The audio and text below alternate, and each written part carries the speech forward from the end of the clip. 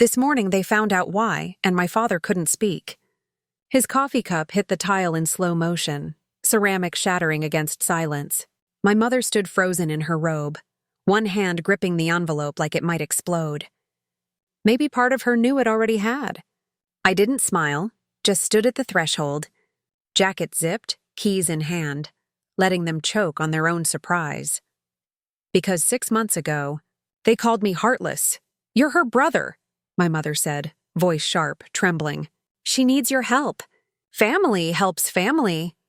I didn't answer, just stared at the carpet, willing myself not to react. My father's voice followed, angrier, meaner. "How dare you refuse to help your sister? All those years we fed you, clothed you, and you won't even loan her your savings for a startup." But it wasn't a loan. It was a bailout for a fantasy she never earned. And it wasn't the first time they'd asked me to bleed so she could fly. So I walked out, didn't yell, didn't slam the door, just walked away and let the silence do what screaming never could.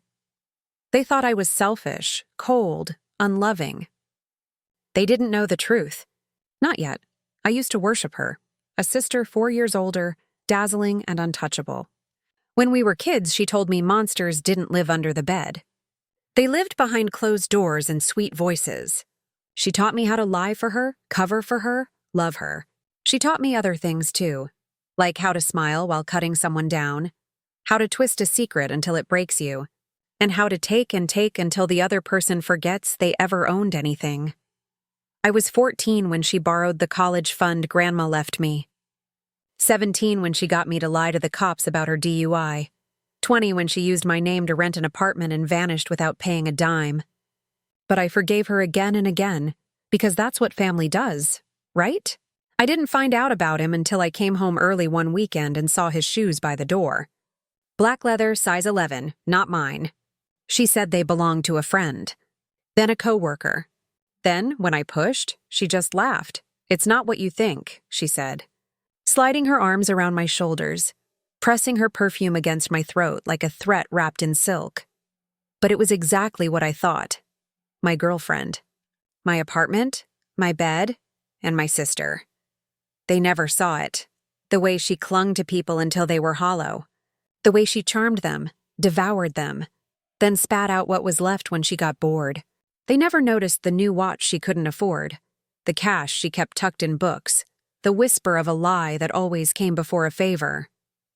But I did, and when I caught them, her and Claire, I didn't scream. I didn't cry. I simply watched, memorized the scene, and started planning. She thought I left town for work. I didn't. I stayed quietly in the shadows. First, I pulled every transaction from the bank account I'd opened when I was 16, the one no one else knew about. Then I froze the joint account she'd opened in my name. I filed for fraud, filed a police report, waited. Then I met Claire for lunch. Said nothing about what I knew, just smiled, listened, and let her tell me all the ways she never meant to hurt me. By the end of that lunch, I had her passwords, her email, her laptop. She didn't even know she gave them to me. From there, it was easy. I traced my sister's startup back to a shell company under Claire's name. Caught the forged contracts, the investor scam, the fake invoices. They weren't just lying. They were laundering. So I built the case quietly, ruthlessly, fed it to the right people, and sat back and watched. This morning, my parents got the envelope, not from me, from the state. Inside, a formal notice. Investigation pending. Possible charges. Fraud, identity theft, tax evasion. Attached was a spreadsheet I'd prepared, line by line. Every dollar she stole, every account she touched, every signature she forged, including theirs. I walked in just as they finished reading. My mother whispered, You reported your own sister?" "No," I said, voice calm, deliberate. "I let her report herself. I just gave the world a translator. They looked at me like they didn't know me. Maybe they never did. But they finally knew her. The thing is, I didn't do it for revenge. Not exactly.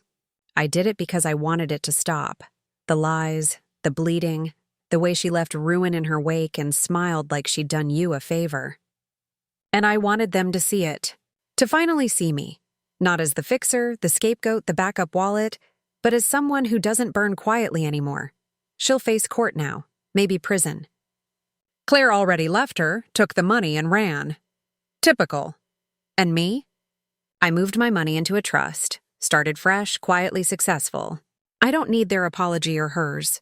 I just needed them to look at the ashes and understand. I didn't walk away to protect my money.